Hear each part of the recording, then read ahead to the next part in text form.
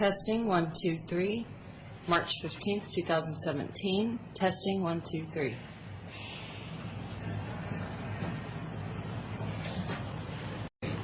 Yeah, we should clear the bottom of the bag and not finish this right here too. Good morning. It is 9 a.m. on March 15. So we're here for a regular weekly board meeting. The whole board of commissioners, our county administrator, and our clerk of the board, and an audience this morning. So, I think the first thing on the agenda is the Pledge of Allegiance. If you join me, please. I pledge allegiance to the flag of the United States of America and to the republic for which it stands, one nation under God, indivisible, with liberty and justice for all. Thank you. First item, and see if we can get a hold of our lobbyists this morning. Keith, can you help us on that?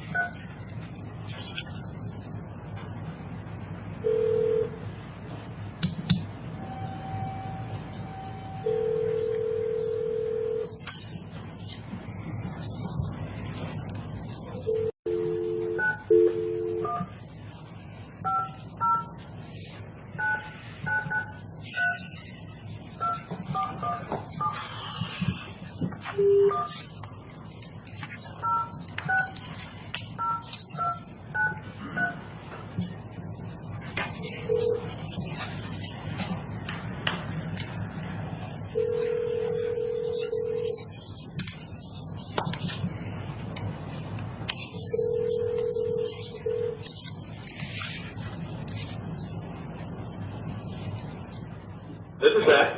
Hey Zach, good morning. It's Keith Johnson of Franklin County with the Board of County Commissioners. How you doing, sir? We're good, thank you. Morning, Zach.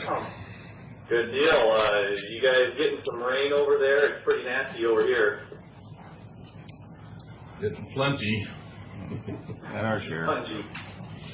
Oh man, yeah. We're running around this morning with Commissioner Hutzel and Mike Manis from over in Lincoln and Pend Oreille County working on indigent defense this morning. Good.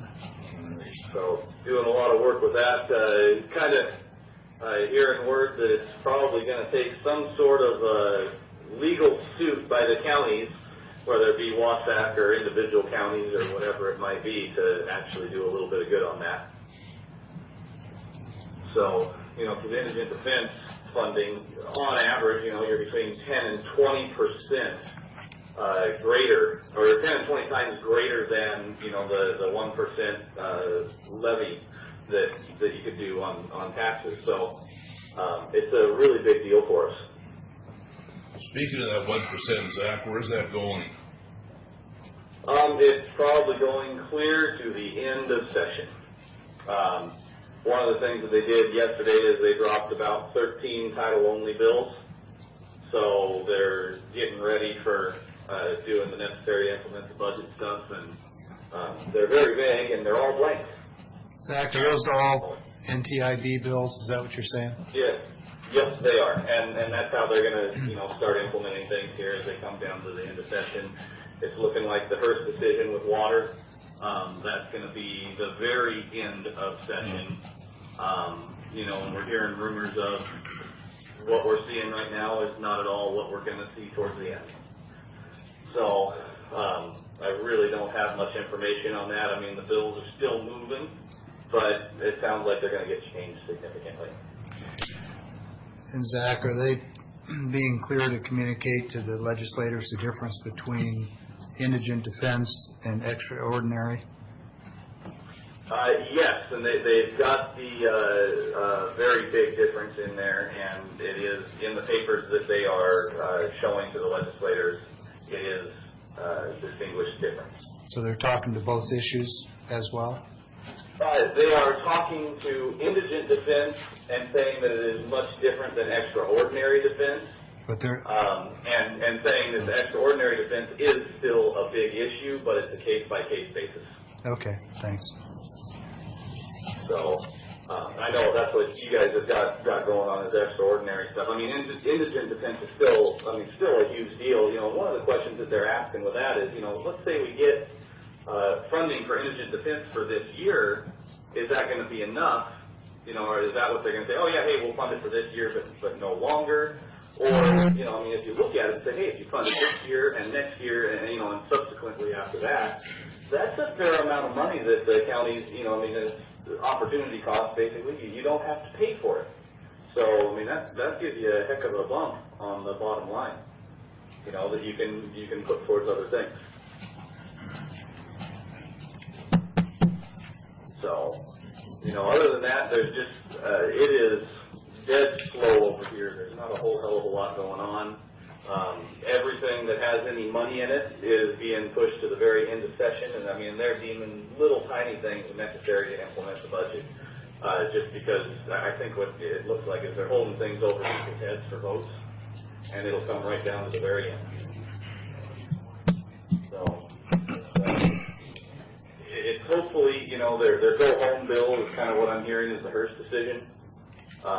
We'll see how that turns out.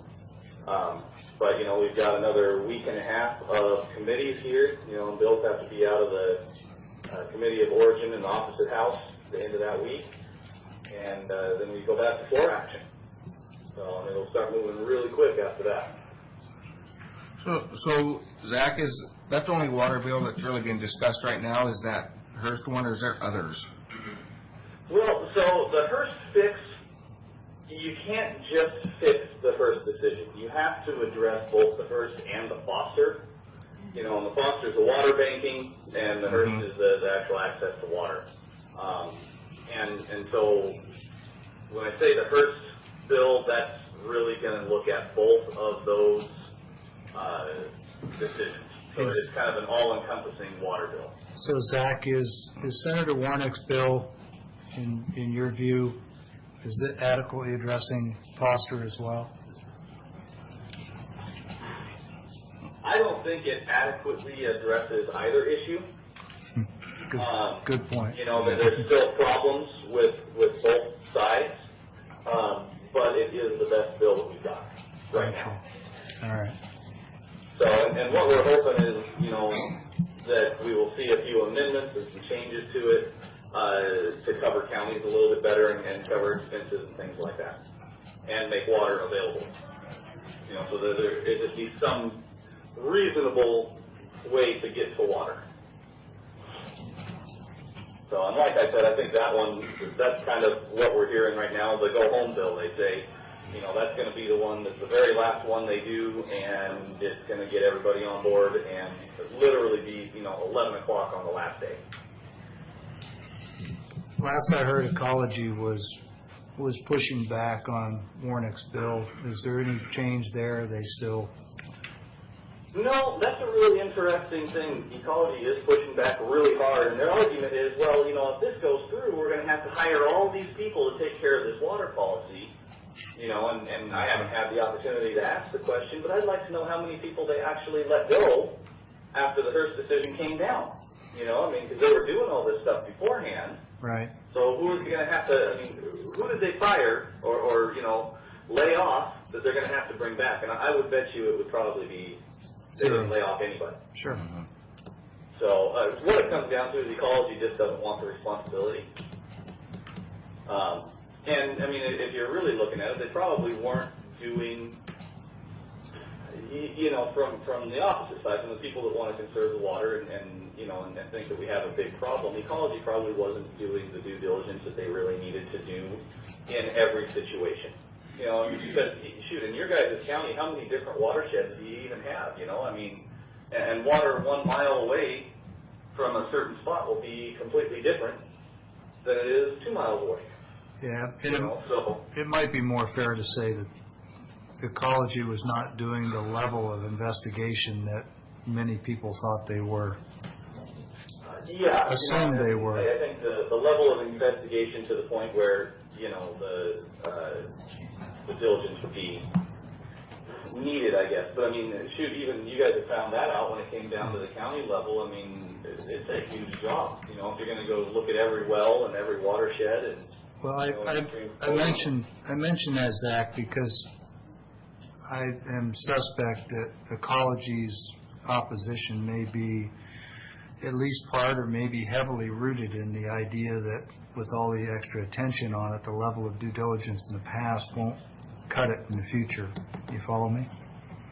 I do, absolutely. You know, and I don't think there's any real good answer. You know, I mean, it's just water policy all the way through. You know, we go back to the late 1800s when this policy was started, you know, or right around the formation of the state.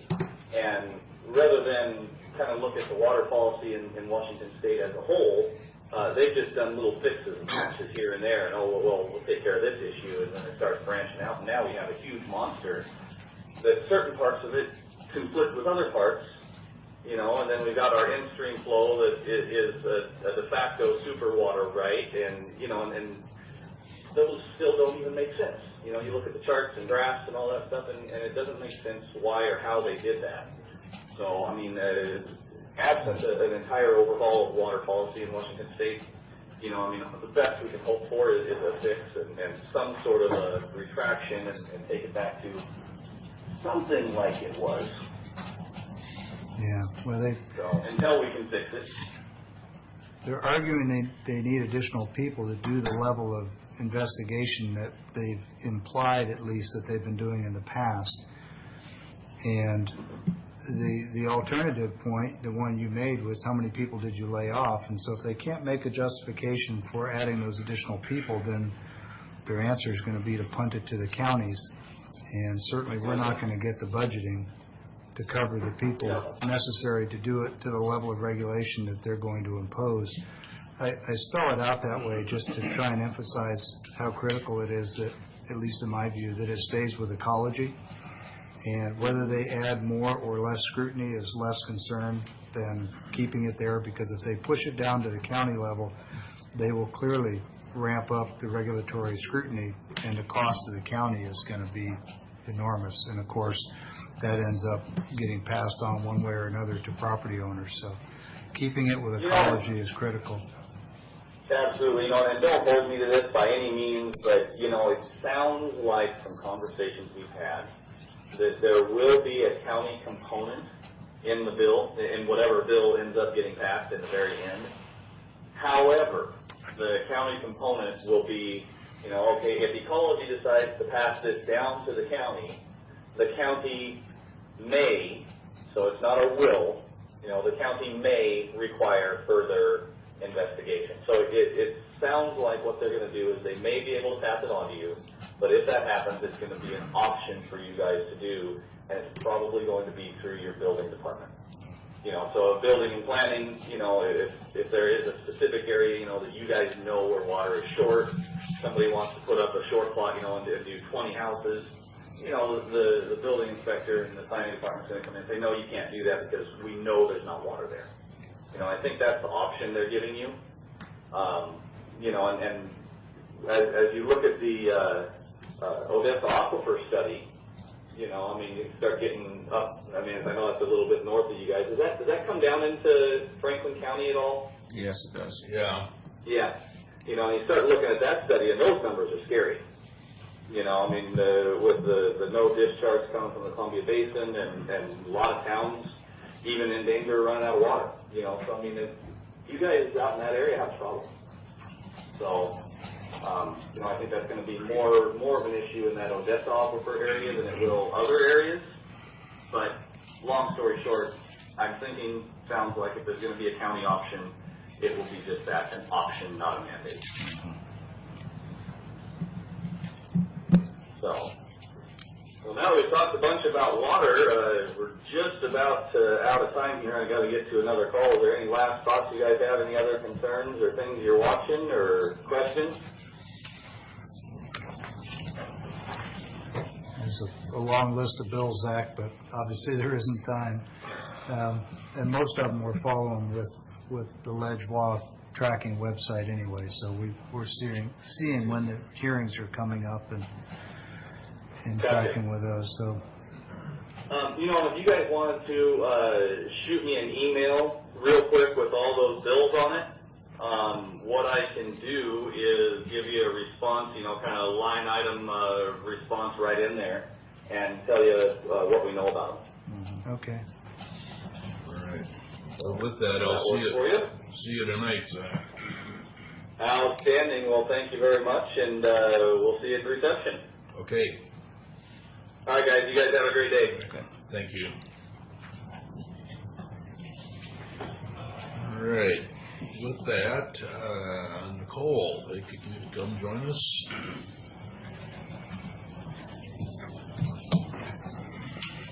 Thank you. Good morning, Mr. Chairman. Good morning, Commissioners. I have for you this morning a response to, or an opportunity to respond to a correspondence that we received from the City of Pasco. The City of Pasco has circulated a scoping notice for an EIS that they are going to be preparing for a master plan.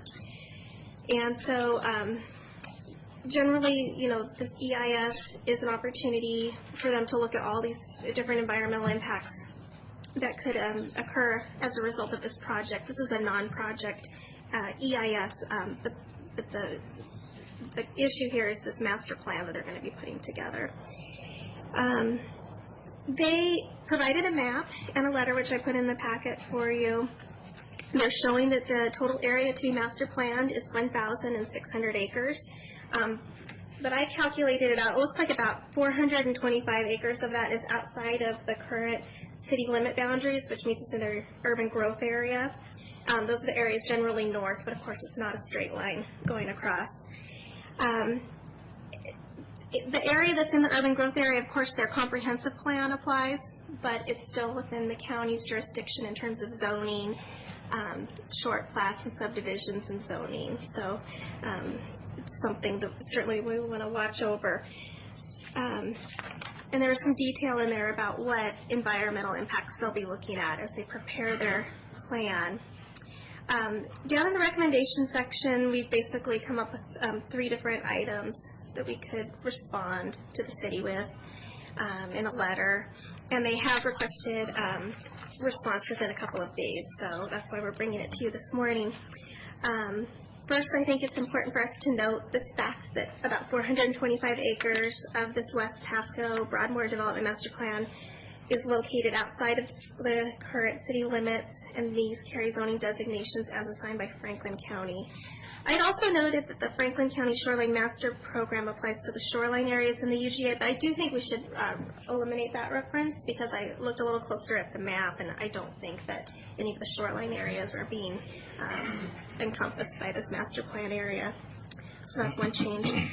Secondly, Nicole, before yes. we move on, I wouldn't change that. I would say may apply. Okay. The reason is, and I think it's a low probability, but there have been foreign investment groups that have visited that have looked at what we know as the gravel pit. Mm-hmm. And they've made proposals over the years to lower that, flood it from the river, and put in essentially riverfront there. If they were to do that, that would create a shoreline area adjacent to this. So I see. Okay. it doesn't currently apply, but it may in the future, so I would just say may. Change the language to may apply. Okay. Secondly, I went through and reviewed all of the list of natural and built environmental attributes that they're planning to analyze. They've sort of listed out this set of attributes they're going to look at.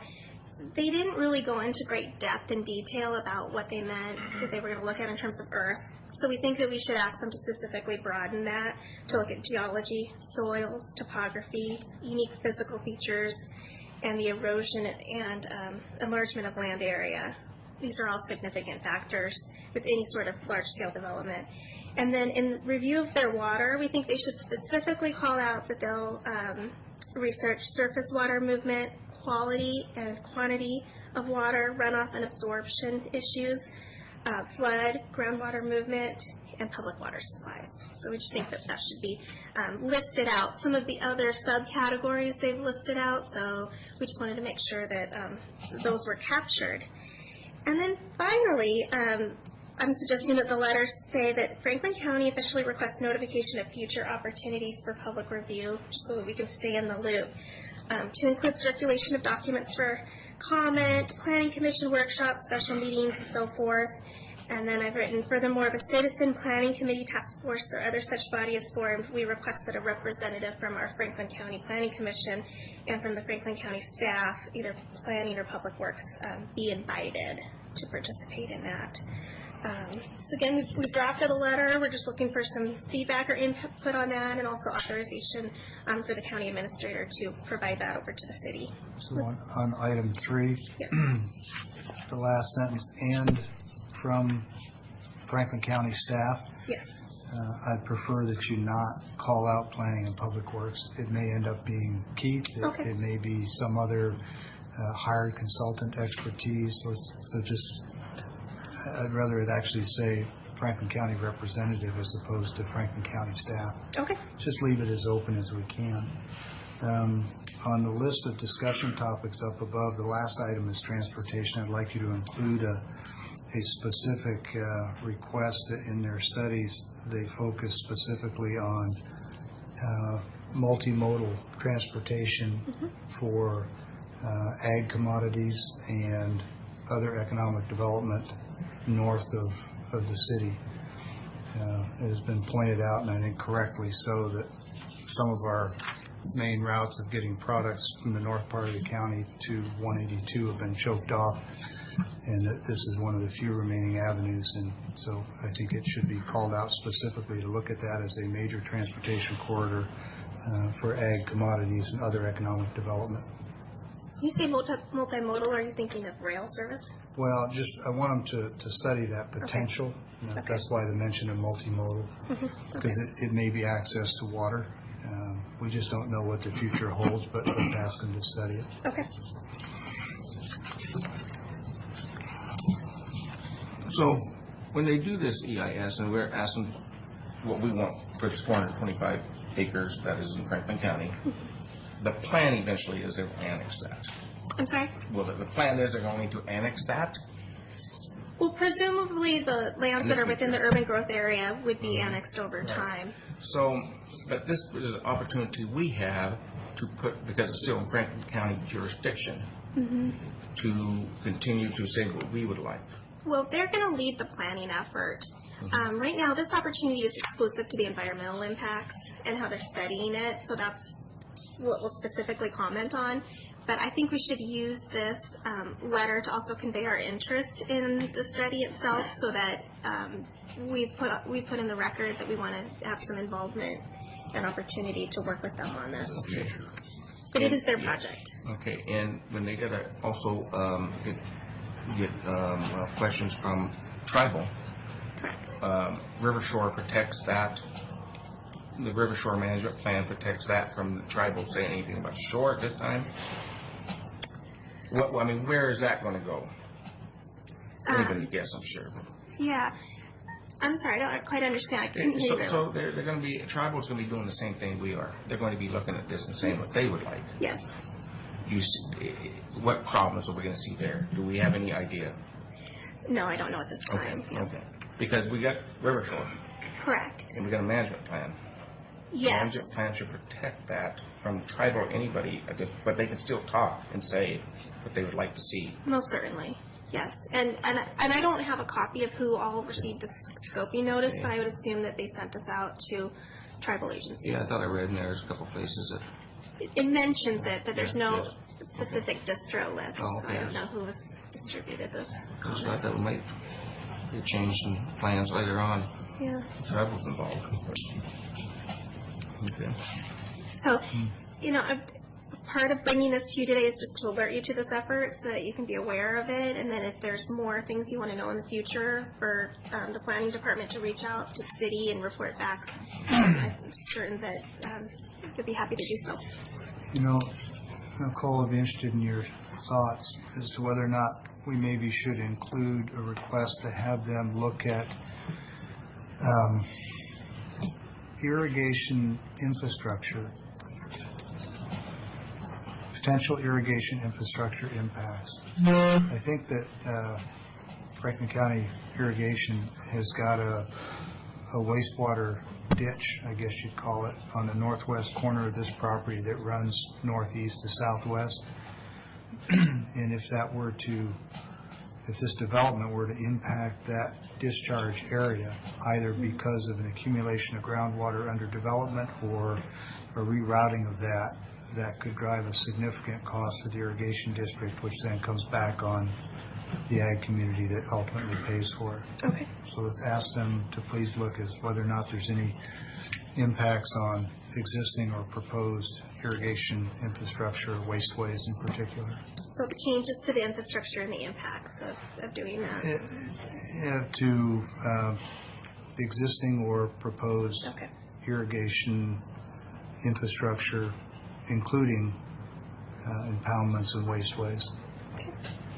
I'm thinking particularly there's a tree line that runs northeast, southwest, up in the upper northwest corner of that land. And there's a lot of irrigation wasteway that goes through there. If they were to have to reroute that, for example, that would be a multi-million-dollar hit that somebody would have to pay for.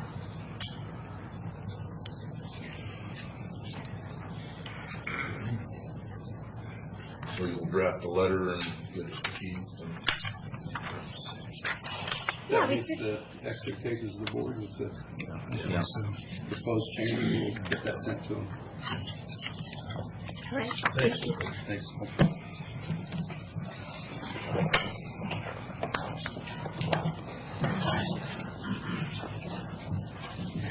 Next on the agenda is Kyle Sullivan and the Mental Health Housing Program. Morning. Morning. Thanks for having us here. We wanted to bring, and I don't know, do you guys have copies of our proposed budget? I do. Yeah. You do or you don't? You might as well send one here. Okay. I think it's- Oh, yeah, this was in the read. That was Yeah, okay. okay, just want to make sure. And so, currently we operate coordinated entry, which is a single entry point for people that are experiencing homelessness in both Benton and Franklin counties. Prior to the coordinated entry, someone was experiencing homelessness. They had to go to each provider and see, if they qualified for programs, what programs they had, and it was cumbersome for them. And so part of our consolidated homeless grant requirement was that we develop this coordinated entry, and so we've been doing this for several years. And one of the things that we noticed is there's quite a few people that we've been seeing through coordinated entry. And what happens with coordinated entry is someone who's experiencing homelessness or having a housing crisis, they'll come in, get screened, determine whether or not we'll verify their homelessness status, determine whether or not they qualify for programs, and then refer them out to the agency depending on which program they qualify for. But one of the things that we've noticed is that there's a large portion of these individuals that are experiencing mental health issues as well. And so Sheila has been, she's one of my program managers that has been involved with our local dollars with the 2163 account. And one of the things that we talked about, and I think I mentioned it when we were here to present our budget at the end of last year about developing a housing program for people with mental illness.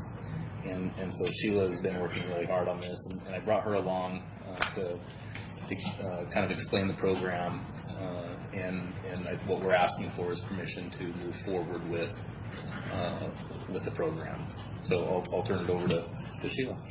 So the mental health housing program, it will be a permanent supportive housing program, meaning there's no end to it.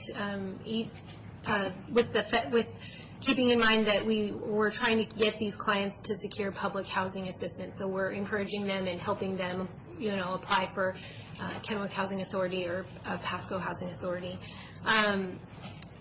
They have to be engaged in mental health services with a certified mental health agency.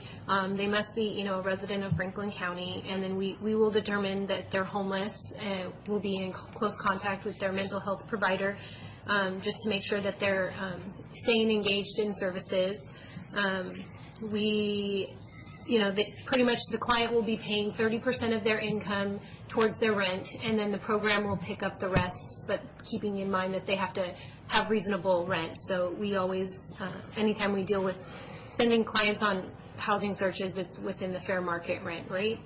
On the budget here, you can see it, we're just asking for application fees, rental assistance, security deposits, utility deposits, because those are the main things that clients mostly just can't have. They don't have funds to get a utility deposit and, start fresh. So, and we've noticed a lot of our clients coming through coordinated entry, a lot of them do have mental health problems, and so we're trying to get them engaged if they're not already engaged, and then we're, trying to reach out to the mental health agencies. And then we also added bus passes because a lot of them don't have means of transportation, and that we've found in other housing programs that we have, it's helped them a lot stay engaged in their services and helped them, get to and from where they need to go. So, if you guys have any questions for me or Kyle? There is no sunset on this 2163 program. Not at this time. I think not at this time, I believe. No. Well, if that program would go away, this program would go This program will go away also. This is tied to the 2163 funds, which is we get money specifically specifically earmarked for homeless housing from document recording fees. So, I like what I think is the gist of the program. When you say permanent, you're not saying that we're looking to provide permanent public funded housing. We're looking for permanent, long-lasting solutions. Right. And this is the vehicle to get them to at least a partially, if not wholly, self-sustaining housing arrangement. Yes. I just don't want anybody to be confused about the term permanent. Permanent, yes. Okay? Permanent is the goal, not the program. I like the fact that there are requirements to participate. Nice job filling those out in the read-aheads. I didn't recall seeing the 30% contribution in the income. That's nice as well. They should have skin in the game within reason. One of the things that I've seen with other call them social programs designed to help people in difficult situations is either incomplete or inadequate tracking of program participants. And I don't want to use recidivism in this context because it implies a criminal involvement, and these are people with mental illness. It's not a crime. But for example, in drug court, they've had a number of people go through over the years, and when I've tried to look at the statistics for recidivism rates, the numbers look really good until you realize that they essentially publish two numbers. One is the total population of people who have gone through the program, and the other is the number of people who have reoffended. Well, the problem with that analysis, of course, is that when you report the total population, it implies that you're tracking the total population, and in fact, you're only tracking a small part of the population because it's all they can. So back to this particular case, is there any kind of a mechanism as part of this program to track the level of success with the goal of looking at the ones that don't work and seeing if there are fine-tunings that need to be done to the program to increase the effectiveness and reduce the there's not another word other than recidivism, but a reoccurring problem. Yeah, and I think we've got just, I think, a lot because of my background, I've got good relationships with the area mental health providers, and so I think staying up with the case managers that are assigned to, I think that will be important in making sure that that they stay engaged in services and we will be having, I think it's either once a month or every 2 months, a report from their case manager just stating that if they've missed any of their appointments, if they've no-showed, how many appointments they did make, that sort of thing. And obviously, the client will sign a release so that we can do that. And we also have a tracking system. It's called HMIS. It's a Homeless Information Management System, and it's a software system that we use for all of our housing programs, and we track their goals, like their income, how many times they've experienced homelessness.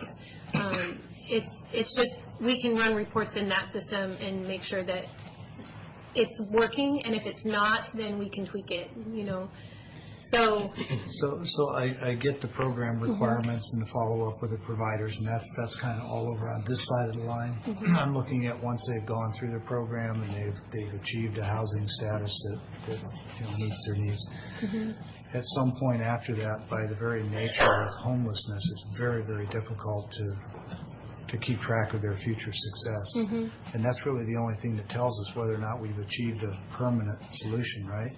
Well, and so I'm wondering, how we 5 years from now look back on this and look at what we've invested and know whether or not we've actually created any permanent changes. Well, and I think, again, the HMIS, the Homeless Management Information System, is if a person is if they stay in the system.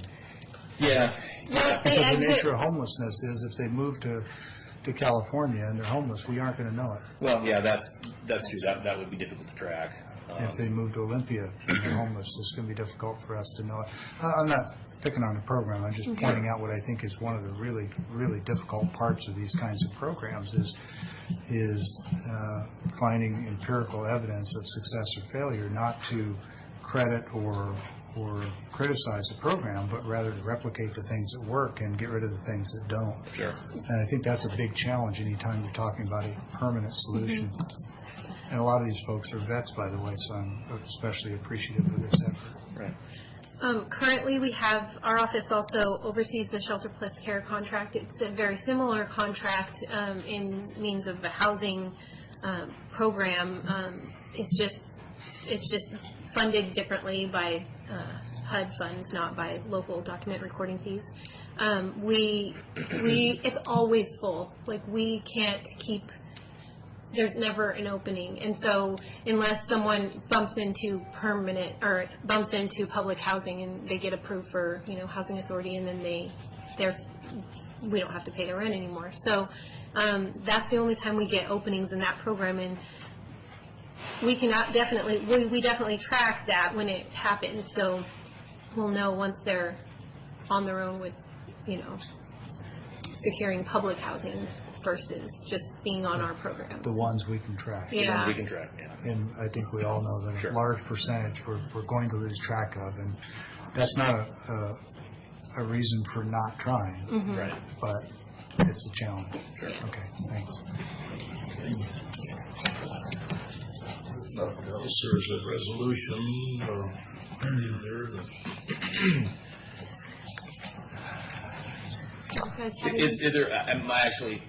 Is there a resolution? Because that's what. Okay. We were. 'Cause originally, my anticipation was we'd come and ask for permission, and then we'd put it on a consent agenda later. But it sounds like being in my office was ahead of the game.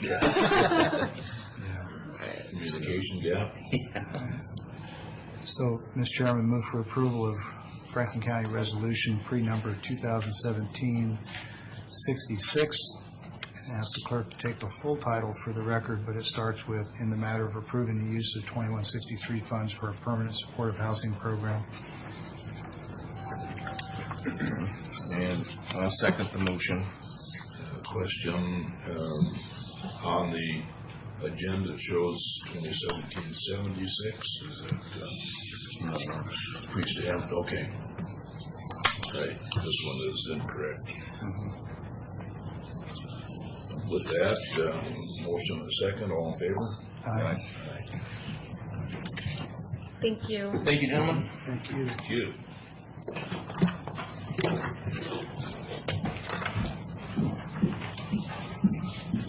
See, Sean was up next. We intended to call him. I don't see Sean Kelly. Are you speaking on his behalf? I was going to here, so I am here to support him. Well, maybe we can give them a quick call, and looks like we're a little ahead of schedule anyway.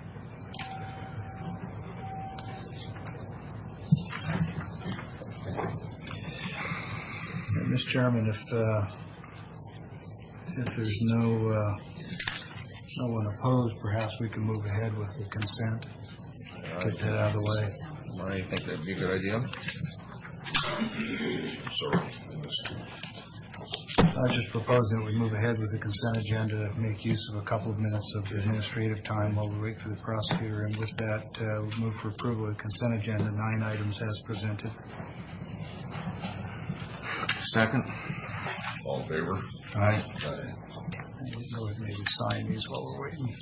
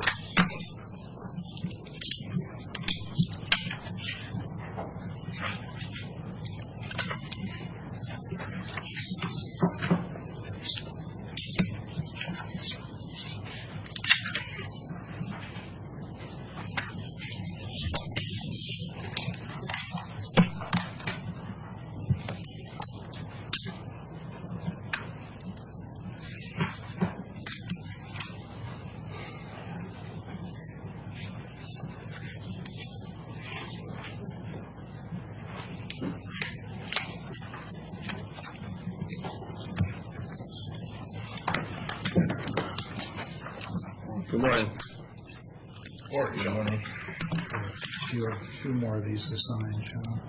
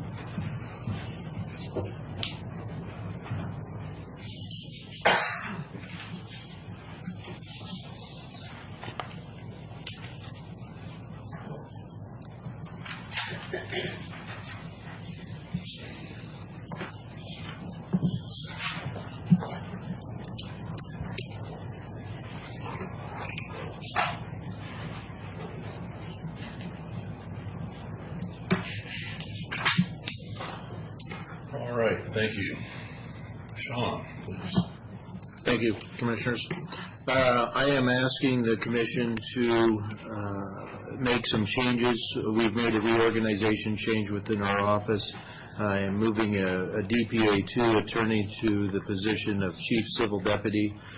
That individual is primarily responsible for 2 additional support staff, another full-time attorney assigned to the Civil Division, and because of that, those additional responsibilities, that places her in the line and grade of the Chief Civil Deputy. So I'm asking to move this individual to grade 22, step 3.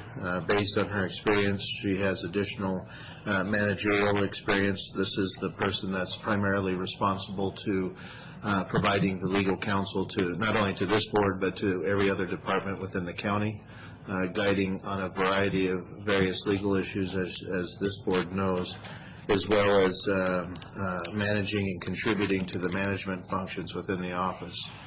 The individual that is moving back essentially will be assigned primarily to child support, but as I've briefed this board previously, when I took this office, we had made some management changes as well. Previously, the child support DPA position handled only child support functions. I've placed additional responsibilities on that position to include the Metro Task Force assignment, which includes prosecution of criminal cases that are sometimes complex and most challenging, because those are the type of cases that receive a lot of motions, suppression motions, issues of forfeiture, and things like that. So having this individual that is going back to that assignment has previous Metro experience, and again, so we've essentially merged 2 different functions. Instead of having a dedicated child support deputy, we placed those additional responsibilities of criminal prosecution with that position. So that position has changed over time, and certainly, even though a person is moving out of the management position, they still retain their same skill set that they bring to the table, and that's why this is a good move for the office.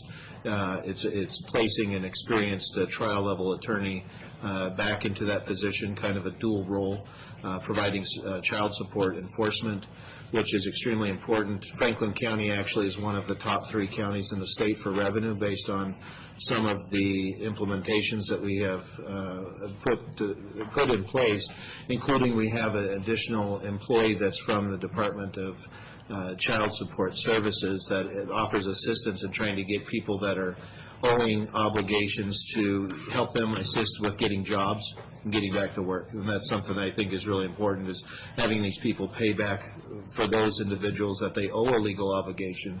And obviously that reduces an overall burden on both the county residents as well as the state. So the state supports some of that CPS, doesn't it? Yes, they do. In fact, that's a funded position from the state. And that's one of the issues why this actually offsets. I think Ms. Nave has done a calculation. We actually, with this move and change, it's actually saving the county a net of almost $5,000. But that's really not the issue that we're doing. We're doing this obviously for the best, the needs of the office. But what obviously we're always concerned with fiscal impacts that any changes would make. With the child support position, that also receives a balance, and we've already discussed that with the child support division. The state is in agreement already, so they've approved the change of putting this individual into that child support position, and so we will receive a greater increase of reimbursement from the state. The way child support works is this board. Excuse me, Sean. Yeah. I know that the child support function is largely state funded, almost entirely. Does the practice of combining that function with other duties like Metro, does that diminish, increase, or no change on the reimbursement we get from the state?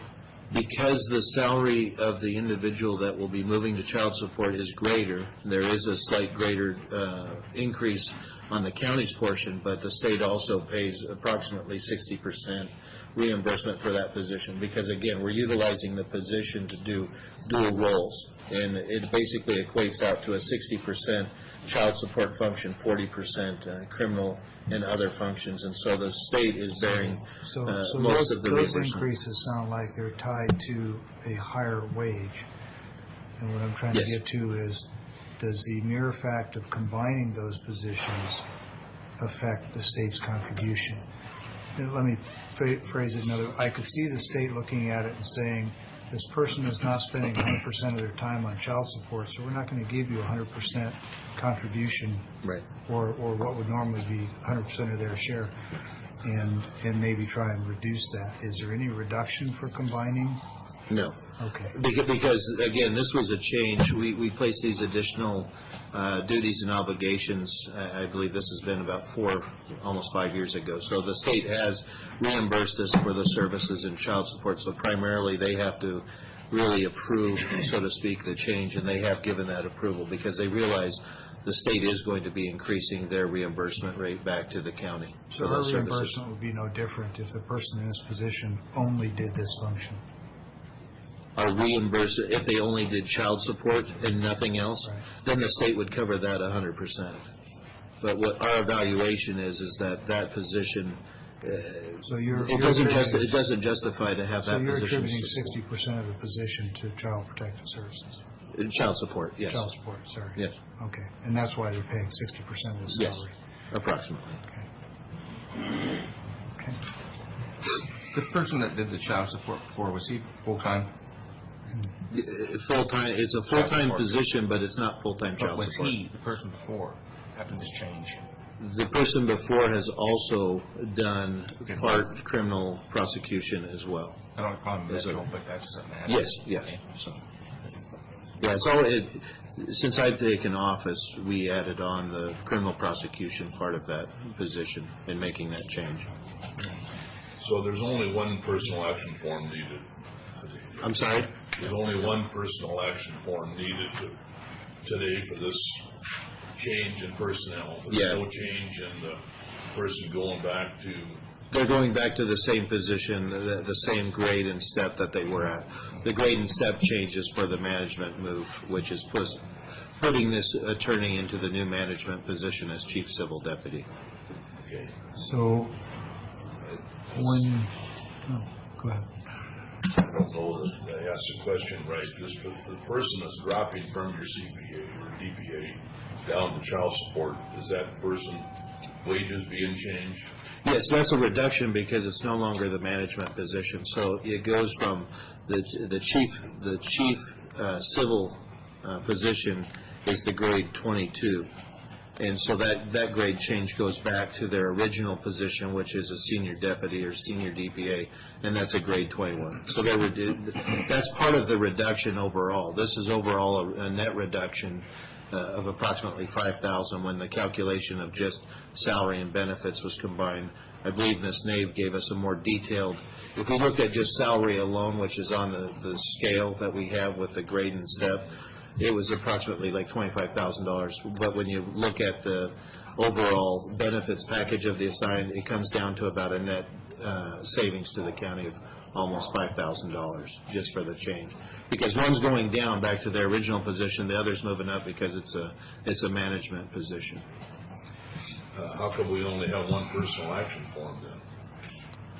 Because I believe the change to the board, there's no need for a change, I guess, for that change, putting them back to the change to their original position. That's not an impact, I guess, to the county. I mean, it's reverting them back to their original position. I think what we did for purposes of today was addressing the move, which was going to be the increase, which is moving a DPA 2 position to the chief civil deputy. If that makes sense. I don't understand because it's still a change in grade and step. But we typically don't move those to the board because it's not an increase or an increased change. We typically do those in-house, internally, because it's not having a budget change, if that makes sense. We do have one in HR that's ready to be approved, so we can submit that to you too. It was processed, it didn't appear that it needed to be added with this, but if it does, we can. I guess I figured that if there's a change in the grade and step, it'd have to come across this board, whether it's up or down or sideways. Yeah, that hasn't been, I guess, the practice. I mean, don't do these kind of changes very frequently. And so I think the main concern was looking at the position move to placing this DPA 2 position to the management position. That's why we felt that we could fully discuss, obviously, the change overall, because it does make you have to consider the move in both directions for the overall financial impact. So we could provide that additional personnel form change. If I may, I apologize for the interruption. Carly is at a labor arbitration this morning. He's not able to attend our meeting, but Eric is here representing HR. Perhaps, Eric, can you respond to that question about whether we would need an additional personnel action form for the change of the individual that's going from the chief civil deputy position to the child support position? Certainly. So per the county policy, the current occupant of that position is chief in the civil division. They're at 22.7. For county policy, moving downward a grade, they would move to the next step that's below their current salary. So for that, with that individual, they would be maxed out at step 7 in that grade, 21. Whereas with the individual moving into that position, excuse me, which is presently at a 20, step 4, DPA 2 position, going up essentially 2 grades. Well, per county policy, she would go to the next step above her current salary, which would be a 22.1, and Mr. Sands requesting that she be moved to a 22.3, and so that's essentially what the request before the board is today. So, appreciate the effort at explaining that. Unfortunately, I just can't reconcile what I think I heard you say with what's written on this page, because the chief civil deputy, and maybe I've got the 2 positions reversed. The chief civil is the one that's going over to child support, and that shows as a 22.7 being changed to a 22.3, and that's different than what I think I heard you say. So with the current occupant of that position, they are at a grade 22, step 7 right now. Right. The new occupant of that position, if the board approves the step change, would be at a 22.3. Okay, so it's the way that it's written. The way it's written, it comes across as this person is going from this grade and step to this grade and step, and when in fact, yeah. We discussed it in length because the fiscal impact is what you're reading here. Sure. It's not the title of the people, it's the fiscal impact. So we tried writing it several ways, and if you put it in, it's very complicated because there's different budgets, and so this shows the fiscal impact, but not. The chief civil deputy position is currently a 22? Grade 22, correct. Okay. So that's a 22. And the child support is a 20? Mm-hmm. Yes. The person currently in... Well, I'm just asking what the position is. Yeah. Well, the position really... The grade is tied to the position, not the individual. Well, it's tied to a person that meets the criteria for being a senior DPA. Well, let's go to HR, because my understanding is the grade is tied to the position description, and the individual has to qualify for the position description to assume that grade. So that's correct. So the position currently of the child support is a DPA 2 position, which is a grade 20. Okay. So whereas the request is to move this individual. Okay. Yeah. Thank you. That helps. So are the grades for either of these positions changing? So the grade for the child support DPA 2, that's still at a grade 20. I believe the request... Is the civil going to stay at a 22? I'm sorry. 22 would be... The civil is currently a 22. Is that grade going to change for that job? No. Okay. And the child support is a 20. Is the grade going to change for that job? Not for that DPA 2 position, but this individual, I believe it's Mr. Sands' intent to move them to the senior DPA, which is at a grade 21. So you're looking to change the position that is a combination of child services and other duties from a grade 20 to a grade 21? For that individual, and so that would be... Well, forgive me, but We don't grade individuals, we grade positions, right? Or am I wrong? So So the position's what I'm asking about. Let's leave the people out of it for a minute. So it's going from a 20 to a 21. The reason I ask is because a grade change is a permanent increase in cost. A step change can be a temporary savings that later yields a permanent increase in cost. And so to really quantify this, I just need to know if we're in fact escalating the grade, which increases the cost. And it sounds like we are. We're stepping one position from a 20 to a 21, and the other position is staying at a 22. Correct, and that was, so the number of figures that were calculated were based on this individual moving down to the 21.7, that like $4,900 or almost $5,000 in savings. That would be for the first year. But the board would require. Excuse the interruption, but the changes in the cost, those are driven by steps that are temporary effects. You can bump somebody down 3 or 4 steps, but in a couple of years, they're right back up there, and the cost is right back into the budget again. What I'm trying to do is get an honest assessment of whether this has, well, it's clear it has an increased cost to the county. I'm trying to quantify how much and how soon and how permanent. And so we know that some of it's permanent because there's a grade increase. And we know that the permanent change of grade is a permanent cost to the county. The reduction in step is only a temporary savings. So to present it as a net savings is honest for this year, but for next year and the year after and the year after, it's not. It's an increased cost, and I just want that to be transparent. I'm not saying it's not justified or not worth it or anything. I'm not making a value judgment. I just want everybody to understand that when we say that it's a savings of $4,322, that's this year. Next year it could be a cost, and the next year after that it's an even bigger cost, and it grows. So, all right, thanks. And Commissioner, just for further clarification for that, and that's the reason why we approached child support to ensure that they approve that change, because this person would be stepped out all the way, and so the only increases with that position to the county would be due to any kind of COLA increase that would change that step 7 of grade 21. So you're correct, and it is an increased cost, but that's why we wanted to make sure that child support supported that, and we calculated out the increase that would be borne by the child support department, because that's where that person's primary services are being filled. And it's not just COLA, it's a change to the matrix does that as well. Right. And contributions to retirement programs, to benefits, everything is driven by the salary. So when that salary goes up, there's all these ancillary costs that go up too. So. Right, because when we initially calculated this out, it appeared if you were just to look at the grade and step, it looked like it'd be saving, again, for this year alone, about $15,000. But it was the application of the actual cost, the benefits, and everything else that made that reduced down to, I think it was $4,322. And so, because there's a $4,322 savings this year. That's this year. Your budget is fine. And so next year, when you come back to the board, you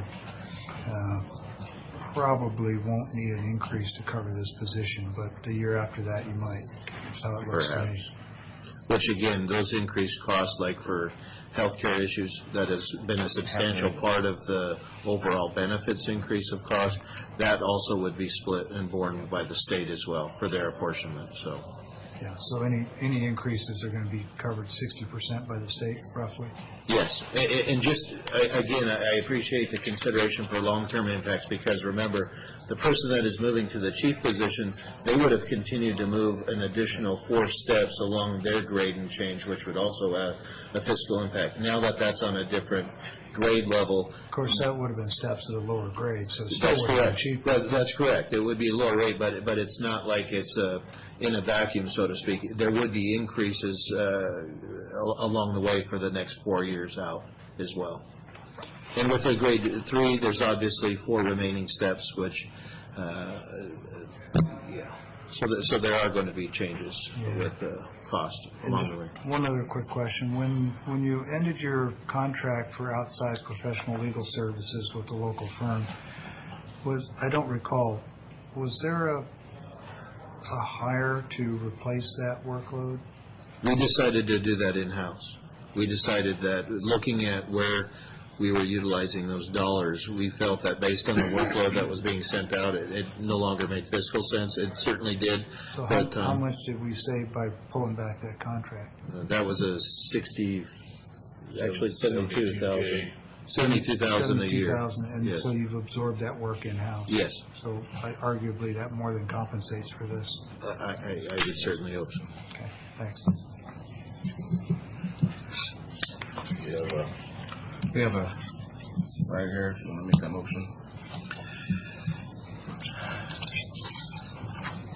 Do we want to handle these separately? Eric, you said we don't need a separate form for the other action because it's a same grade reduction step? Okay, all right, thanks. There's a resolution attached that addresses that. So. Yeah, that's what I'm... Mr. Chairman, move for approval of Resolution 2017-76 as presented concerning the requested personnel actions for the Chief Civil Deputy and Senior DPA and Child Support Division as presented and briefed by Mr. Sant. Second. All in favor? Aye.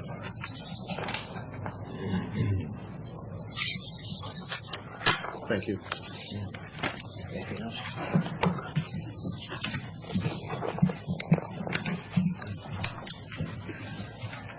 With that, we are down to our public comment portion of the agenda today. Speakers. Joel Prantle, Franklin County off of Ione. Thank you for calling me back last week, Bob, even though the answers weren't really answered real well, even though you say it's FEMA and this and that about the... Bring that microphone up, Joel. Just hold the handle right below there. Thanks.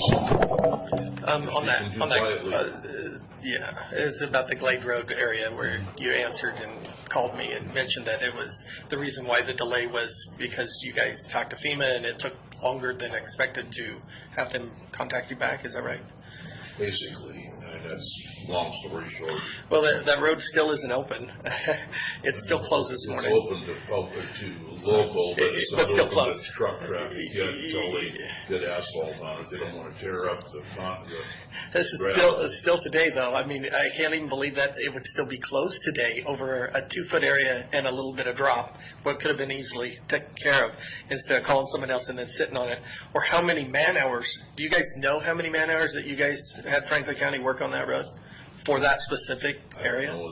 If you guys could look that up sometime. Well, yeah. When you get that all figured out, because I guarantee it could be done in 3 days by a contractor, that would be a believable savings probably by the man hours that we put in already. Just to finish that out. Unbelievable. So maybe that could be addressed later, as well as no one ever got back to me on, does the county have scales? No, they don't. They don't. They used to. They did years ago. So they don't. So Rick Kent from up Connell area used to carry a pair in his patrol car, but that was 20 years ago. So do you know who actually enforces them ordinance still? It would be the sheriff's department. The sheriff's department, yeah, the sheriff's department told me personally that they will never ever enforce that ordinance with a citation. So who does enforce it? Sounds like we need to pull it. Why not pull it? We're costing us money to do nothing. Give a notice of just saying, hey guys, let's just run a few less trucks on the road for a certain size, but only as a public notice on maybe the paper or something like that, something really reasonable. Because right now, everybody that knows it could care less. I don't know why they graded Ione again last week. They're working on Ione again? That's crazy. You know how many roads I drove around last week alone, just throughout the county, that I could see that easily enough the grader could be using? But they graded Ione again. It's kind of strange.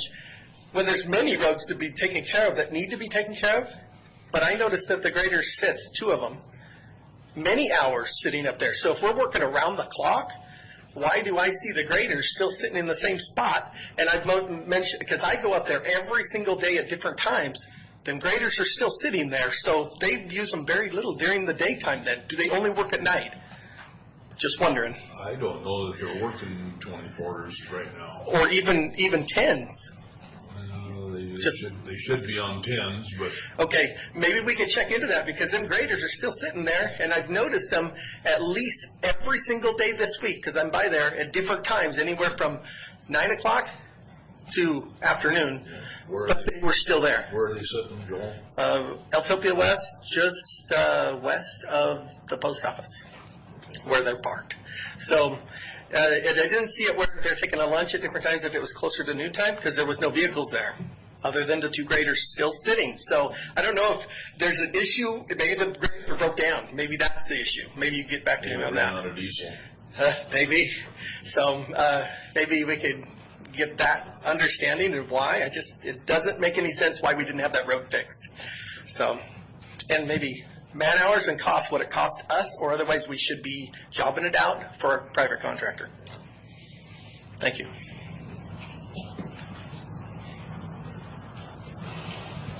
Good morning, Commissioners. Good morning.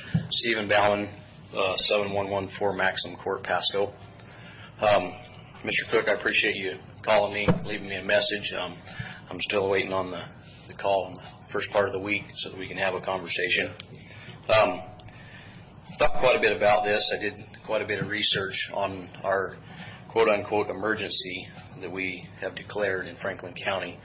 And this morning early when I got up, I looked up Merriam-Webster's definition of an emergency. It says an unforeseen combination of circumstances or the resulting state that calls for immediate action. You guys feel that we've taken immediate action on the emergency that we have in Franklin County? This is really starting to perplex me. I'm on a contract. Do you guys feel that we have taken immediate action? If I got my timeline correct, I believe that I do, but I'm not certain of this. Did we declare the state of emergency on the 17th of February? Do you guys know if that's about correct? Within a day or two? That was on the 20th. Okay, so the 20th, and so we're almost a month. Within a few days of a month. Would you guys feel that's immediate action? This is the kind of work that I do every day. I know personally, I know the asphalt companies, I know the gravel companies. I do this work every day. Standing here right now, without leaving this room, in the space of an hour, I could organize and guarantee you 100% of this could be fixed, including asphalt, including anything you throw at me in emergency on Glade Road. I could have it done in 48 hours. That includes asphalt. Today I could. And asphalt plant didn't fire up until Monday. So when the county, I work with them on a weekly basis, these asphalt companies. I called them, and when the county contacted the asphalt plant, when they did it, the plant was already fired up, the one that's going to pay for you guys today. They were already running when the county contacted them to do the paving. They were already in operation. They didn't fire up early for you guys, which they can do. I asked them, I called and specifically said, if I called you today and asked you to fire up early because I have an emergency, can you do that? He said, yes, I can. I said, how do you do that? What does it look like? What's the cost? I went through the whole process. I won't bore you with that. I have done it in the past. I will probably do it again in the future. I talked to Mr. Mahoney last Wednesday after our meeting. He called me. I appreciate that. And I talked to him at length. I believe our conversation was in the neighborhood of 40 minutes, I believe, and we discussed the process through. I appreciated him being very diplomatic and understanding and courteous on the phone. But at the same time, guys, it's almost a month since this started. Why are we still not letting free flow of traffic in Franklin County? I don't understand. Today, I was told I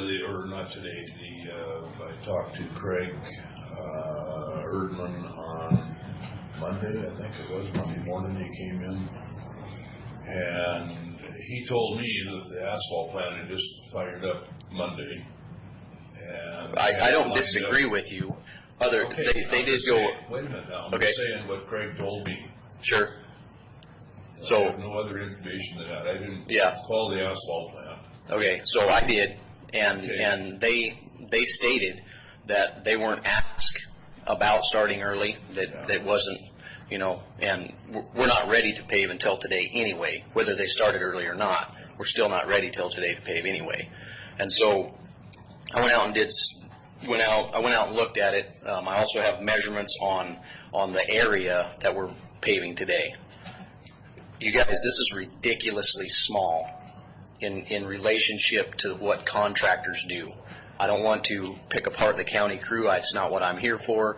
What I'm saying is this is absurd, guys. I also down here had a note that I still want clarification on, are you guys in charge or is the county engineer in charge? Who's the one that makes these? Because last week you guys kind of put it over on him where that he makes the calls and does that kind of stuff. And so I'm a little bit confused about that because, guys, we're almost a month into this process. This is ridiculous. As far as I'm concerned, it's a professional engineer.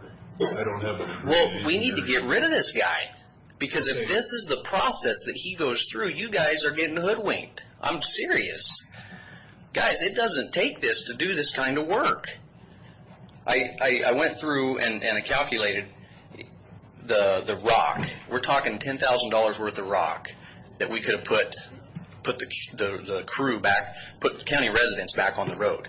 Now, I don't understand why you wouldn't put them back on gravel, put signs. I mean, in less than an hour, I can get any sign that you can even imagine to protect these roads, so to speak.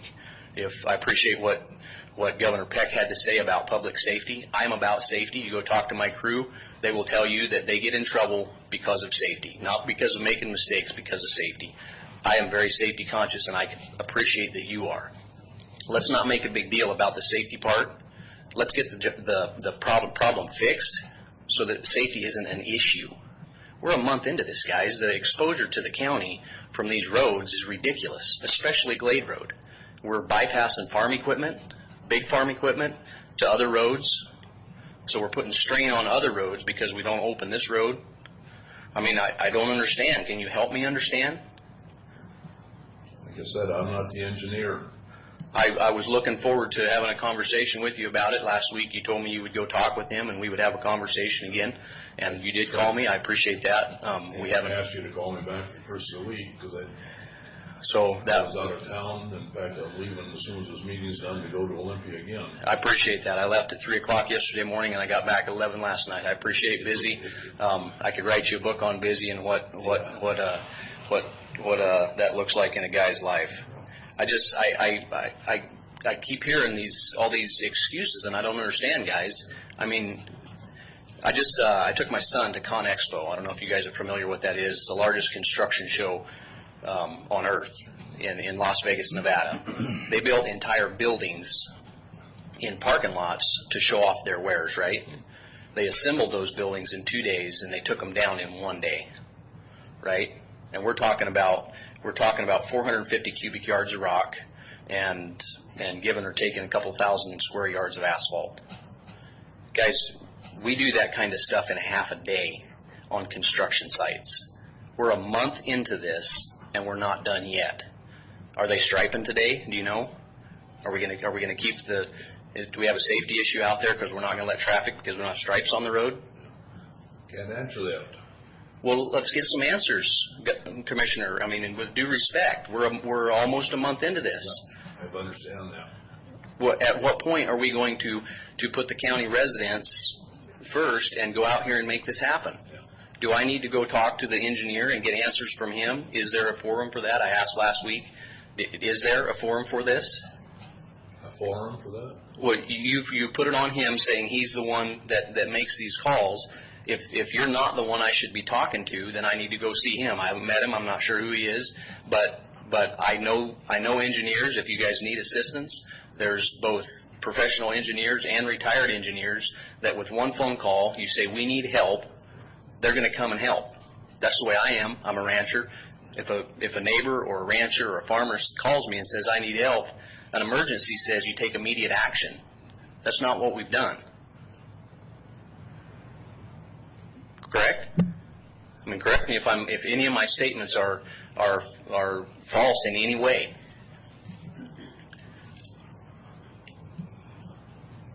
Mr. Peck, Mr. Miller? The purpose of declaring the emergency was to qualify for state and federal funds to reduce the cost of Franklin County to repair the roads. Whether you think it was an emergency or not is subjective, but the purpose of doing that was to immediately qualify for those funds and those programs. I understand you from what you've told me, and we've had hours-long discussions, that you do this kind of work all the time.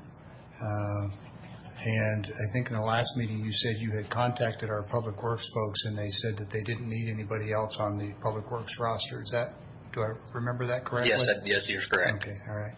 Because after that conversation, I went and talked to our Public Works director and was told that all of this major repair work was being contracted out, and even though that it was under an emergency declaration, they still had to get multiple bids and they still had to go through a bid process. As I understand from what I'm hearing, the work that they're doing is minor work on a few of the roads, but not any of the major kind of stuff. I will go back to them again after this meeting and encourage them to accelerate contracting of getting the work done. I agree with previous comments that have been made that we don't have the capacity in-house to do this. This work should be contracted out, and frankly, I think it should have been contracted out more quickly than we've done. Not going to make excuses for anybody. As I said in the last meeting, the staff is hired to do a particular job, and it's clear that you don't feel that they're doing a very good job. But at the end of the day, the responsibility for taking the feedback from the public and trying to provide that to the staff and get the desired performance comes back here. And I said that last week, which is why I'm listening to you and doing as I always do, which is taking copious notes so that when I go have those conversations, I know what I'm talking about. I take it that you're interested and available in doing that work, and that you've got the... I'm not looking for work. I promise you that's not why I'm here. That's not the point that I'm making. The point is that you've offered multiple times that you have the expertise to do this much, much faster than we've been able to get it done so far. And if it turns out that the difficulty and the delay is resulting from not being able to get contractors lined up, then I'd like to be able to have them call you. So I had a great conversation with Mr. Mahoney, and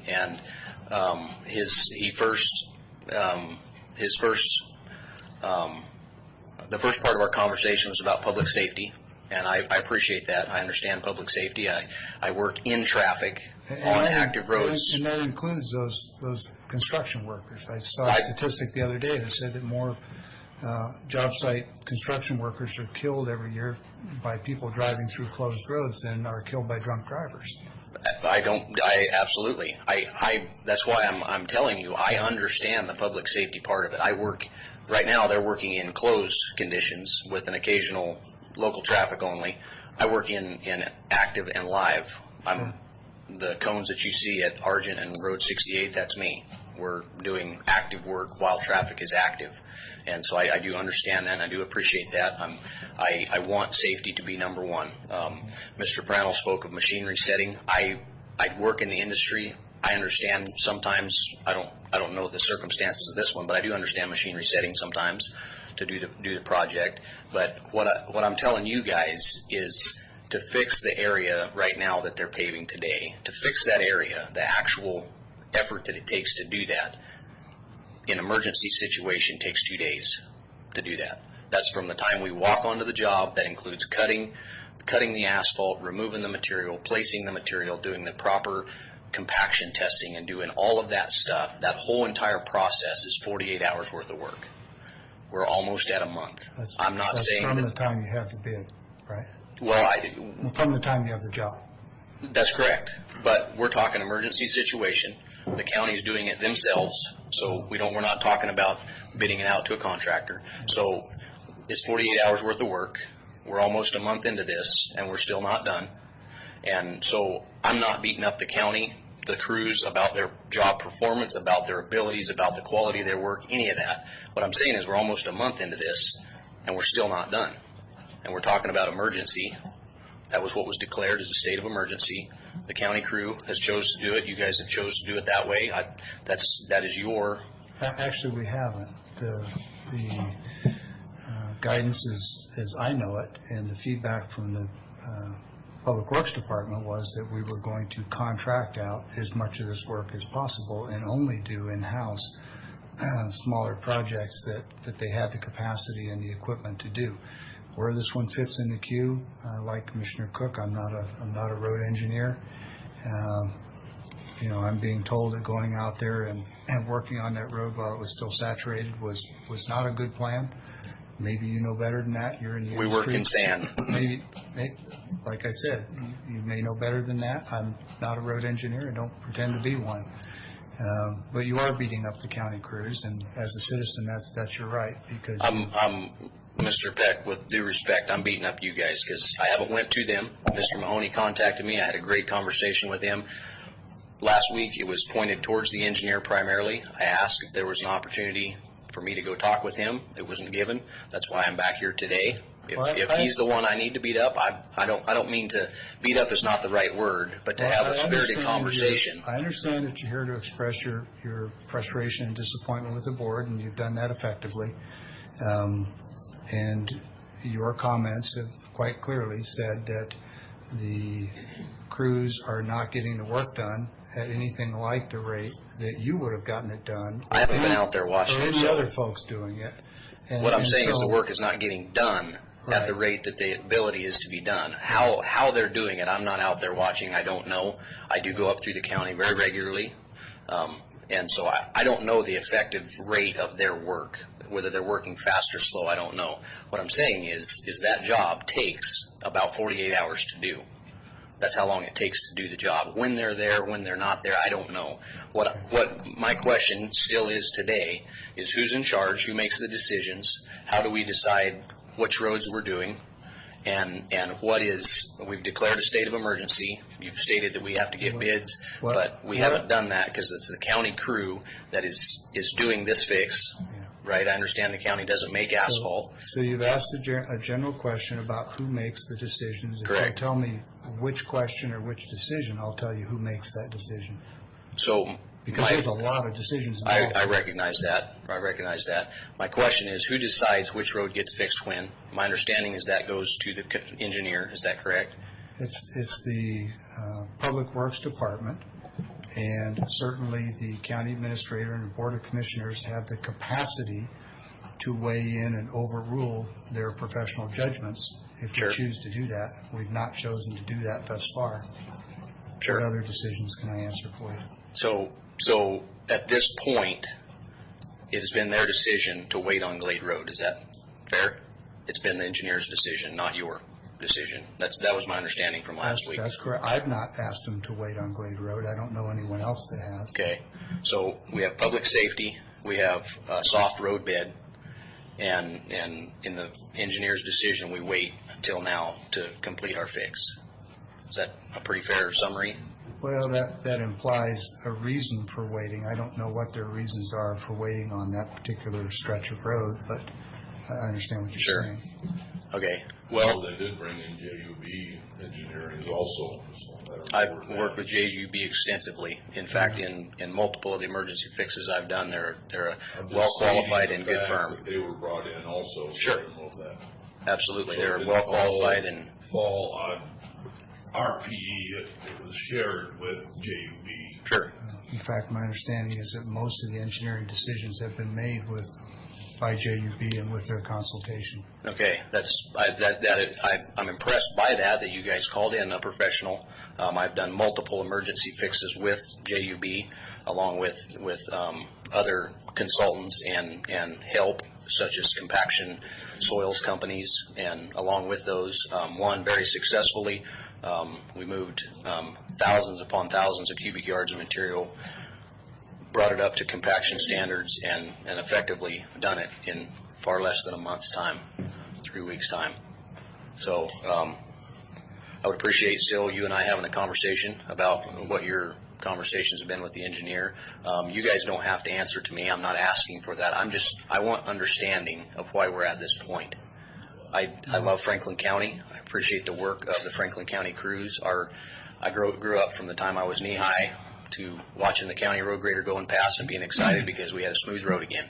And so I'm a Franklin County resident my whole life, and wasn't born here, but was here when I was a year old. And I'm excited with what we're doing. I don't understand the direction and why we're getting the direction we have to date. This is the only forum that I know of where we can come and express displeasure and ask for answers, and that's why I'm here. Have you seen a list of identified areas of road damage in the county? I haven't seen the list. You asked me that last week. I had not seen the list then. I still have not seen it, and I believe I guessed fairly close, or in the neighborhood of 200 individual areas identified. Close to 200 areas. Yeah, and then out Blanton Road, I've got a lot of cattle out there. I've been up and down those roads. I see it. I know that there's an extensive problem out there. Right now, our farmers are trying to get in the field.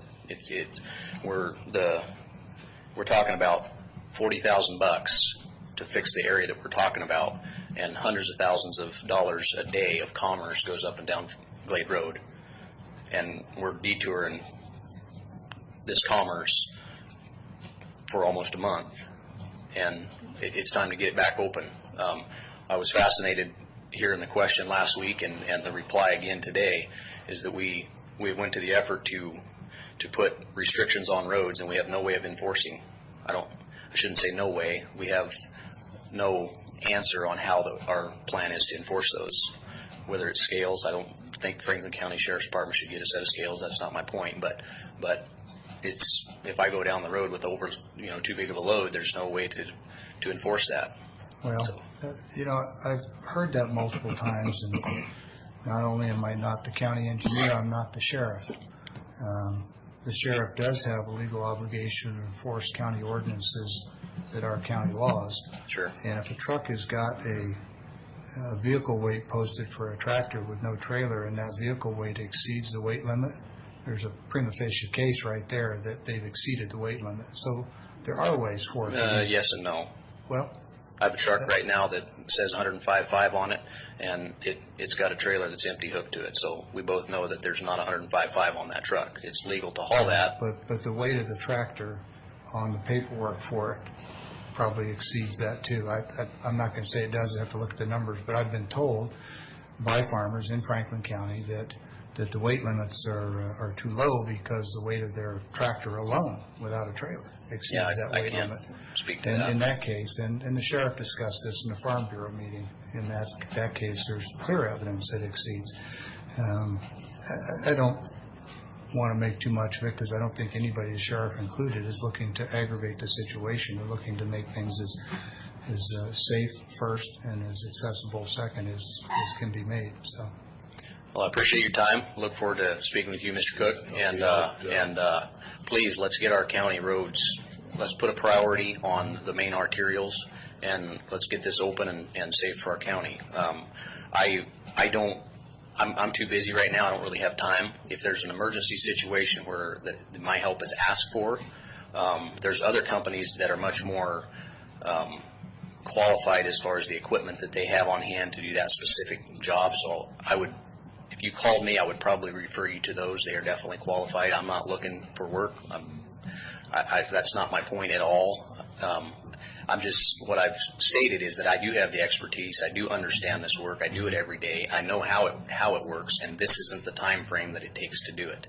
And the multiple times it has been, that there has to be a bidding process and so forth. And I understand the bidding process. I do it every day, and I appreciate that. But it doesn't qualify. It doesn't apply here because that's not what we done. We waited, but we didn't use the bidding process. We didn't use a contractor. We still are using the county crews. So we waited, but we still use the county crews. So appreciate your time. Steve, also, like I say, I got to leave here as soon as this meeting is done, and won't be back until tomorrow night, but I will be back in the office Friday morning. Okay. Thanks. Morning, Clint. Good morning, gentlemen. Clint Didier, farmer north on Glade Road, resident here for, it's going to be 58 years here soon. And in all those years, I've never seen a road closed and barricaded. And that includes the bridge you replaced on Glade Road, just south of Merrill's Corner. That includes the pond that broke on the Orchard and washed out Glade Road. We never have closed a road. Now, you can now obviously see the frustration, and you're only getting a microcosm of the frustration out there in the blocks right now. My brother just moved his fumigation outfit on Dayton Road because Glade Road's not open. And you don't want my brother in here. I feel like I'm a lot more diplomatic than Kurt. Okay, so I want you to objectively look at all these facts that I'm going to give you. And I want to ask you, as commissioners, are you proactive or reactive? I hope to be proactive. Okay, because the site on Glade Road should have been looked at, and there should have been a culvert put across that road right now. If you're going to close that road for a month, there should have been a culvert over to the Wasteway, because if any of you follow the Farmer's Almanac, they hit this on the nailhead this year. And they're projecting this for another 9 years. So are we going to be right back here next year with the same situation because we're not being proactive? I asked Public Works if they were going to put a culvert. They said they were. Did No. you see them there? No. No. There's no culvert, and they're laying blacktop today, and it's supposed to rain today. I didn't think it's good to be laying blacktop in the rain. He said that the asphalt plant wasn't fired up until Monday. More reason why it should have just been gravelled and done first. Priority one should have been Glade Road, not Ione Road, which is the one you jumped on first. Ione Road has 2 families, but it has the Farm Bureau president who funded some campaigns here, and I sure hope we're not seeing favored, because that is one thing the public will not put up with. Now, I personally am requesting that you put all of the county commissioner meetings on your website, the audio, not edited, because I went and got the one from March 1st. I went through it, and I went through it about 10 times, and I've listened to it carefully. Now, Matt said his number one priority was to make sure he got these roads open, and that you guys were looking at FEMA and FHWA for funds. Bob, you later reported in that meeting that you got the message that wasn't available. Mr. Peck asked if it was available for more police officers to harass the people. Now, Mr. Peck also made the comment which roads and when they should be fixed, and that he wanted to make a change order. And you made mention of the ADT, average daily traffic. If you look at the ADT, Taylor Flats has 7,000 commuters every day. Glade Road has 4. Ione's not even on the radar. He got fixed first. Mr. Peck said he wants to fix 10 small ones instead of the main one. Number one priority, Glade Road. That's our only avenue north and south. Taylor Flats, choked off by 68 that I brought up last night at the Franklin County Republican meeting. Why isn't there an alternative route down there for our products to get out of the basin instead of putting all that traffic on Glade? The road closure has been a month. It was the 15th. And I got to ask, Mr. Peck, you said you're not a sheriff, but why did you flag down my son and make him stop? If you're not the sheriff, you're impersonating an officer. Is that your authority to stop people on the road?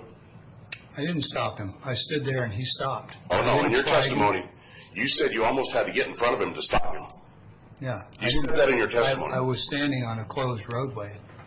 No, it's not closed. The signs clearly said at each end, local traffic only. Is that a closed road? That is a closed road. And local traffic only. Well, I guess I'd need to ask what your definition of local traffic is. Well, I lived right there, so that's my son. He works for me. We're local. So my understanding is, from the sheriff, that local traffic is traffic that needs to go to a point within the 2 closed boundaries, not through traffic that goes past one barricade and past the other. So you got the road closed sign at Sagemore, and you got it up on Dogwood. I'm in between those 2. Okay. So do I qualify? Yes.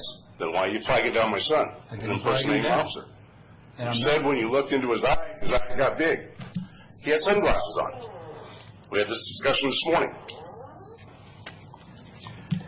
Matt said he parked on the good side of the road.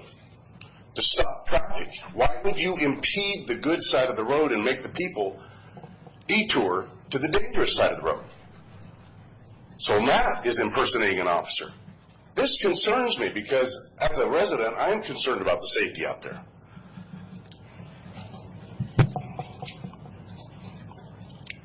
Now, the sheriff talked with some local movement. He talked about local movement. One lady was trying to get her mailbox, and she was stopped. You talked about law enforcement reserve program. Not at all interested in regulating the people. Look back on this and wish we would have enforced it more. You also stated that you don't want to give the citizens a hard time. Now, you said you're more interested in public safety, Mr. Peck, and that you don't want to give the citizens a hard time. Now, I majored at Portland State University in Administration of Justice, took a lot of psychological classes, so I know sometimes the subliminal message comes out in the testimony. Seems to me that maybe your intent was to give some of the public a hard time. Well, Mr. Didier, I would just offer that the reason that we have speed limits and ordinances and the reason that we enforce them is public safety. If you interpret it as anything other than that, then the sole purpose of our sheriff's department is to harass people by your definition. No, not at all. It's for public safety, and when we have road closures, it's appropriate to enforce those. When we have speed limits, it's appropriate to enforce those. So that's what my comments not only were intended to say, is what they did say. Well, Mr. Miller made the comment that you were talking about liability. And Mr. Miller says, then why do we even have stop signs up out there? Are you liable for someone running a stop sign and getting killed? If you have speed limits and other ordinances and you don't enforce them knowingly and Like intentionally, load restrictions? And someone gets injured, there is potential liability for the county. Yes, there is. So I got to go right back to load restrictions. We're not enforcing those. In fact, that Farm Bureau president, the day you put up the load restriction signs, were running onion trucks out and potato trucks in, fully loaded. On? Ione Road. That was closed. No enforcement. My understanding is that he went to Public Works for a permit process to do that. That day? I disagree. I think you better check your records because he didn't have it. Not at that time. Saying that's my understanding. And the Jersey barriers, physically making it impossible to drive through there. Your words. You wanted them there. FEMA, pay for additional officers to make sure that we enforce the law. You were looking for FEMA funds. You said Glade and Cedar, you didn't remember the crossroad, but that somebody was driving through there and swerved left to miss the sign and ran into the fence, Mr. Snyder's fence. Not true. That isn't what happened. It's when the road was covered with water, somebody was driving through there southbound, hydroplaned, and went into the fence. In fact, there was 2 of them that did that day. I suspect we're thinking of different areas. No, because you said they hit a fence, a wooden fence. That's the only wooden fence that got hit, Mr. Peck. Like a cedar fence you're talking about? Well, go back and listen to your testimony. It's there. I've listened to it 3 times. I remember it, and I remember the site. I'm trying to discern whether we're talking about the same place. It's the same place. Help me out. Which corner of the intersection? Northwest, southeast? I already said. He was traveling south on Glade. Right. It's at Cedar and Glade, the same place you seen my son. The person hydroplaned driving a GMC truck and went off the road and hit Mr. Snyder's fence. And Tim said he was listening to the audio. That's why I would really like to have this up for everybody to hear, is we need to put these audios of every commissioner meeting up. So people, because they're busy out there right now. We probably got 50 trucks around those spud cellars on Glade and Sagemore. And they can't go north on Glade yet. As you heard from Stephen, there are some very upset people out there right now. And you said, Mr. Peck, you don't want to go to a funeral. I got to ask you, by putting all that traffic on Sagemore, or not Sagemore, but Taylor Flats, you're talking about 4,000 cars. You're talking about 7,000 commuters, all the farm equipment, unless they go 395. Nobody wants to take their stuff down 395. What's the likelihood of that happening? And I got to say, I've been praying for the people out there that we don't have a death, because you're creating the atmosphere for one to happen. Now, your priorities are all mixed up. When you start fixing and repairing roads that don't have hardly any traffic, ignoring Glade, back plant's not open, get the thing graveled, get it open, slow down the traffic. I don't think there was good judgment here, and the integrity of this board is in jeopardy. So I think you need to take a serious look at yourself and ask yourself, were you doing this in retaliation to get back at me? Because if you were, I'm very disappointed in you. I would hope you put the public safety ahead of any thought of getting back at me for bringing up your salary increases and taking your health savings account money, transferring it to salary. Because when I tell people you've done this, they're very upset. Well, just so there's no question in your mind, never even entered my mind. Oh, I hope not, because it sure looks obvious. That's all I have, gentlemen. As you can tell, I'm frustrated because this is directly affecting myself, my neighbors, everybody out there. Glade Road is our only avenue north and south. Should have been priority one. And you heard the testimony, and I've talked to the public works people. They know that they should have been fixing that one first, but they were called off to do other jobs. By whom? Public people out there working right now. No, you just said they were called off to do other jobs. By whom? Island Road. They know Glade Road, but they take orders. And that's the thing we're here. Who's giving the orders? I want to find out who called them off to do other work. You just Go said they back were. and listen to your tape, Mr. Peck. You'll hear it. It was you. No. Yes, it was. Okay, thank you. And I'm going to put that out in the public for everybody to hear, because it's pretty evident. You coerced Mr. Matt to do what you wanted done. Thank you. Thanks, man.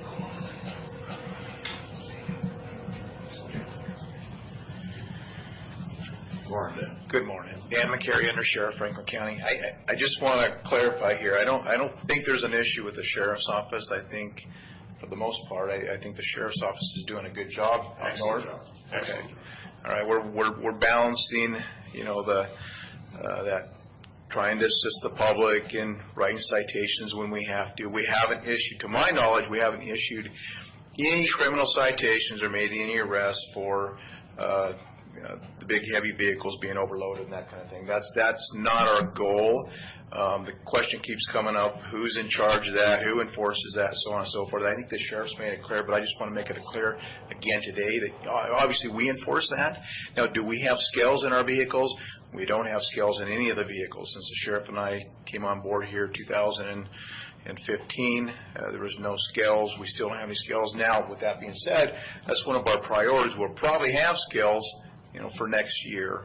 At least we're probably going to try. But still, with that being said, the issue isn't to go out and, I guess I use the harassment word, harass the farmers that are overloaded. There is a time and a place for all citations and all arrests. And I don't know the gentleman's name from my own that was speaking earlier. Joe Brown. Okay, he's mistaken when he said the sheriff said that we would never, ever, ever cite somebody for that ordinance. It's very hard for us to cite somebody for that ordinance right now without having the skills, and that's not our main goal. But like I said, there is a time and a place for every kind of citation and every kind of arrest that's on the books. So I just want to make that clear. And if there is an issue with overloaded trucks, Clint, I don't know if you had said that earlier, but if there's a specific issue somewhere with a specific location with somebody obviously breaking the law, all you got to do is call me or call the sheriff, and we'll look into it and we'll take the appropriate action. So, okay, all right, thank you. Thanks.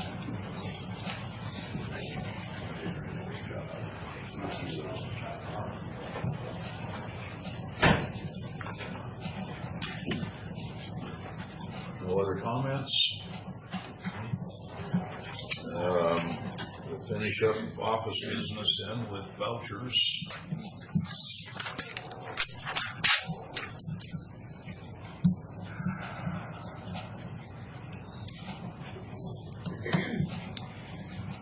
Okay, Mr. Chairman, looks like we've got two sets of vouchers here. First is salary clearing payroll and emergency management payroll, total amount of $731,331.05. It's been signed by a representative from the auditor's office. Move to approve as presented. Second. All in favor? Aye. And we have a second set of warrants here for fund expenditures in the total amount of $396,596.27, also reviewed by the county administrator and signed by a representative of the auditor's office. Move for approval as presented. Second. All in favor? Aye.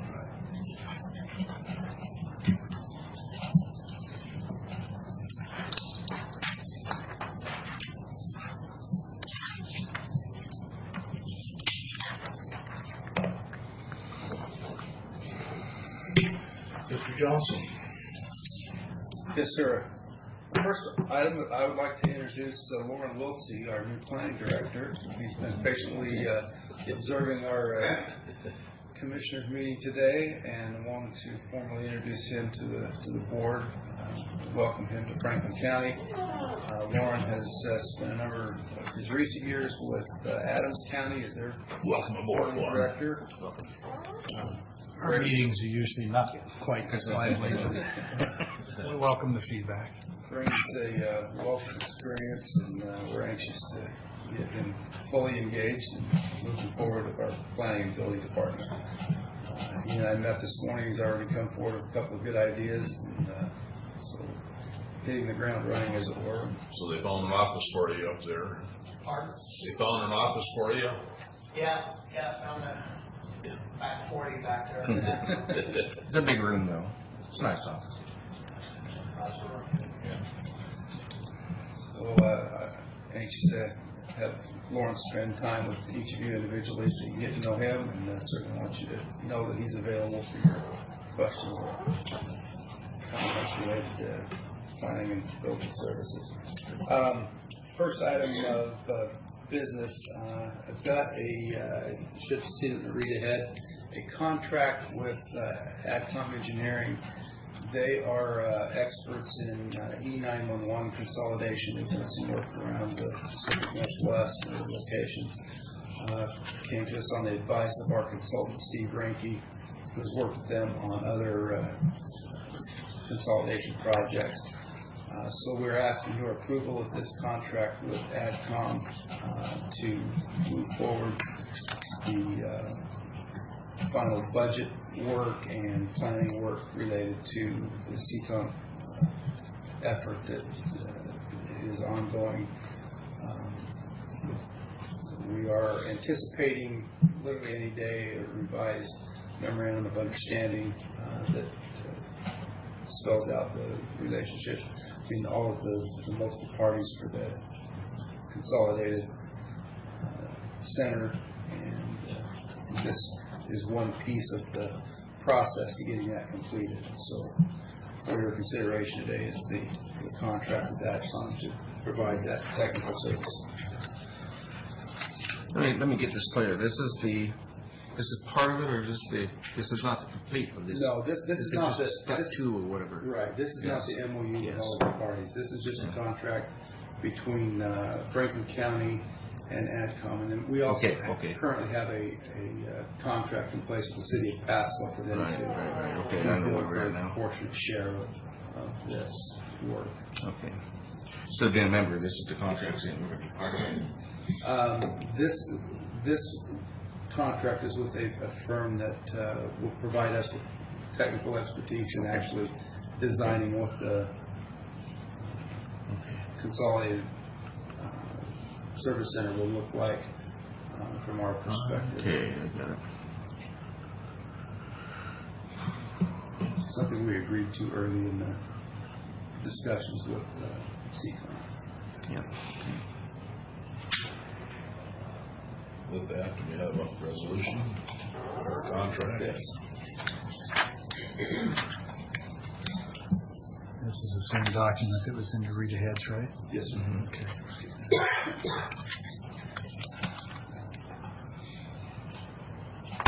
Mr. Chairman, move for approval of agreement and contract entitled Agreement with AdCom Engineering Company for Management of Transition of Franklin County Emergency Dispatch to a Regional E911 System, as provided in our read aheads and now presented to us in this meeting for approval. Okay, second. All in favor? Aye. Aye.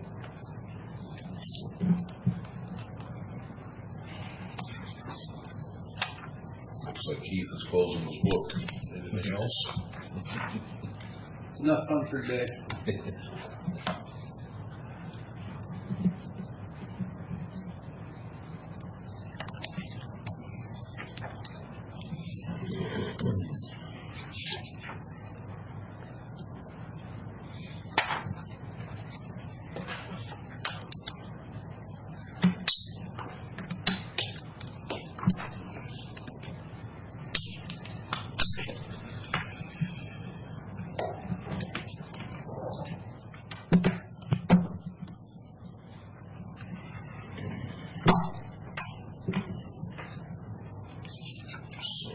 Commissioners, have anything else? I don't. Just a thought that it might be helpful for all concerned if, Keith, you're able to spend a little extra time with Public Works, with our engineer. You've heard what the questions and concerns are, and perhaps help give the board a clearer picture of what's going on. Anytime you've got something as complex as 100 or 200 pieces of roadway that need to be approved, and many considerations that have to be taken into account, most of which are never seen by the general public. It would be easy for well-intentioned people to get an inaccurate picture of what is and isn't going on. And while I don't think we'll ever be able to provide a detailed picture of every element and every aspect, it's an unrealistic expectation, I think, to be able to do that. We perhaps can do a better job of illuminating what some of those variables are and help people get a better sense of why we've had the timeline that we have. I'm confident that everyone in Franklin County is working in good faith. Suggestions that actions have been taken on the basis of anything other than good faith and our belief of what's in the best interest overall of the public. I think any suggestions to the contrary are certainly inaccurate, if not inappropriate.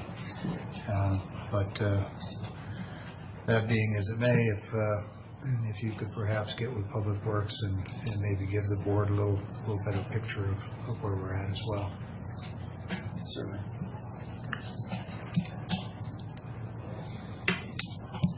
There's nothing else to the good of the board today.